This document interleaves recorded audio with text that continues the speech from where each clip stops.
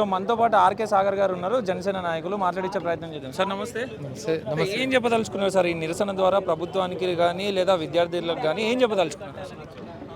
విద్యార్థులు ఎంత ఇబ్బంది పడుతున్నారు, తెలంగాణ రాష్ట్రంలో విద్యార్థుల పరిస్థితి ఏంటి, వాళ్ళ తల్లిదండ్రుల కోసం ఏంటి అనేది ఒకసారి ఆలోచించండి. తెలంగాణ విద్యార్థులు చాలా ఉద్యమ సమయంలో ఎన్నో లాఠీ చాలా దెబ్బలు తిని ఎన్నో కేసులు ఎంచుకొని ఈ ఉద్యమాన్ని తారాస్థాయికి తీసుకెళ్ళిన దాంట్లో ప్రథమ పాత్ర పోషించిన వారు. అలాంటి విద్యార్థులను మళ్ళీ రోడ్డు మీద నిలబెట్టి ఒక ఆయన ధర్నా చౌక్ ఎత్తేసాడు. వాళ్ళ గవర్నమెంట్ రాగానే ధర్నా చౌక్ ఎత్తేసాడు. ఒక ఆయన అందరు ఏదో వాళ్ళు చేశారు కాబట్టి మనం తీసుకొచ్చి ఇక్కడ పెట్టారు. కానీ ఇక్కడ ఏంటంటే ఆయన ఉద్దేశం ఏంటంటే ధర్నా చౌక్ పెట్టా, మీరు అందరూ వచ్చి ఇక్కడ ధర్నా చేయండి విద్యార్థులందరూ అంటుంది. వాళ్ళకి ఫుల్ఫిల్ చేసి ధర్నా చౌక్ ఎందుకు? ఆయనేమో ఫుల్ఫిల్ చేయకుండా ధర్నా చౌక్ ఎత్తేసాడు. ఈయన ఫుల్ఫిల్ చేయకుండా ఇక్కడ కూర్చొని మీరు ధర్నాలు చేయండి, మా గురించి మాట్లాడండి పబ్లిసిటీ కోసం చేసినట్టుంది. అంతేగాని విద్యార్థుల గురించి ఆలోచించినట్టు లేదు. ఎవరైనా మాట్లాడితే ఆర్ కృష్ణ గారు మాట్లాడితే పక్క రాష్ట్రం, మీరు అక్కడ మాట్లాడండి ఇక్కడ కాదు. మీకు దమ్ముందా నిజంగా చెప్పాలంటే? ఆ మాట అనే ముందు మీ మేనిఫెస్టో ఏంటి, వాళ్ళ మేనిఫెస్టో ఏంటి? వాళ్ళు రాజధాని నిర్మించుకునే ప్రాసెస్లో వాళ్ళు రకరకాల వాళ్ళకు ఉన్నాయి, మనకు అన్నీ ఉన్నాయి కదా. మీకు చేయాల్సిన విద్యార్థులే ముఖ్యంగా.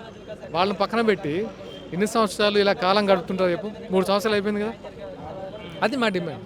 కొంతమంది మాట్లాడుకుంటూ జనసేన పార్టీ ఈ ఇష్యూని రాజకీయంగా వాడుకోవాలని చూస్తుందని ఆరోపిస్తుంది.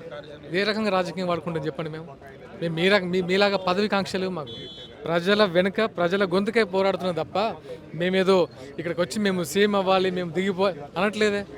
రాజకీయంగా ఏంటి? ప్రజలకు అదే అంటున్నదా. ఎవరైనా రాజకీయ నాయకులు మాట్లాడితే పక్క రాష్ట్రం, ఎవరైనా ఇప్పుడు తెలంగాణలో ఉన్నాగా మేము, తెలంగాణలో మాట్లాడితే జనసేన పక్క రాష్ట్రం. ఇంకెవరు మాట్లాడతారు? మీరు అవతల పార్టీ మిమ్మల్ని తిట్టుకుంటారు, మీరు పార్టీ అవతల పార్టీని తిడితే తప్ప వేరే వాళ్ళు మాట్లాడితే మీరు ఇది కాదు. మీరు దోచుకోవడానికి తప్ప పక్కోడు మాట్లాడితే విద్వేషాలు వచ్చుకోవడం. ప్రభుత్వం ఏర్పడి 3 సంవత్సరాలు అవుతున్నా ఇప్పటికీ కూడా విద్యాశాఖ మంత్రి లేడు. అండ్ ప్రభుత్వ స్కూళ్ళు కూడా 27,000 స్కూళ్ళని 4,000 స్కూళ్ళకే కుదించబోతున్నాం అని చెప్పేసి చెప్తున్నారు. ఉన్నత విద్య అందించే ప్రయత్నంలోనే ఇది అని చెప్తున్నారు. ఎట్లా చూడొచ్చు అసలు? Utterly failure government sir, utterly failure government. వాళ్ళు నిర్వర్తించిన ఒక్క హామీ చెప్పండి. మీకే నేను అడుగుతున్నాను, నన్ను కాదు మిమ్మల్ని అడుగుతున్నాను. వాళ్ళు ఏదైతే అమలు చేస్తా అన్న హామీలు ఒక్కటి చెప్పండి ఫుల్ఫిల్ చేసింది. మినిమం విద్యా వైద్యం అనేది మినిమం కదా. విద్యార్థుల భవిష్యత్తు ఎందుకు? వాళ్ళ భవిష్యత్తును తొక్కి మళ్ళీ ఇంకో 20 సంవత్సరాలు వెనక్కి తీసుకెళ్ళి ఎవడోడు జెండా పట్టుకుని తిరగడానికి చేసింది. ఇంకా వాళ్ళ అభివృద్ధిలోకి రావద్దా? వాళ్ళ కుటుంబాలు బాగుపద్దా? మీరు మాత్రం 4-5 పోర్ట్ఫోలియో తీసుకుంటారు, వాళ్ళకి ఉద్యోగాలు రావద్దు. కేవలం వాళ్ళు స్వార్థ రాజకీయాలు చేస్తున్నారు, వాళ్ళ పదవుల కోసమే ఆలోచిస్తున్నారు అనుకోవచ్చా? 100%. దాని డౌట్ ఏముంది? ఇంకా స్వార్థ రాజకీయాలు కాకపోతే మీకు నిజంగా చిత్తశుద్ధి ఉంటే ఈ పాటికి నెరవేర్చాలి కదా ఏ గవర్నమెంట్ అయినా.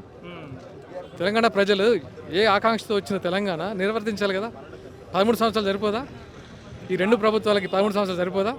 ఇంకో 100 సంవత్సరాలు కావాలా? దాన్ని నిర్ణయించుకే పెట్టుకుంది. తెలంగాణ కొట్లాడి తెచ్చుకుంది ఎందుకు వీళ్ళు?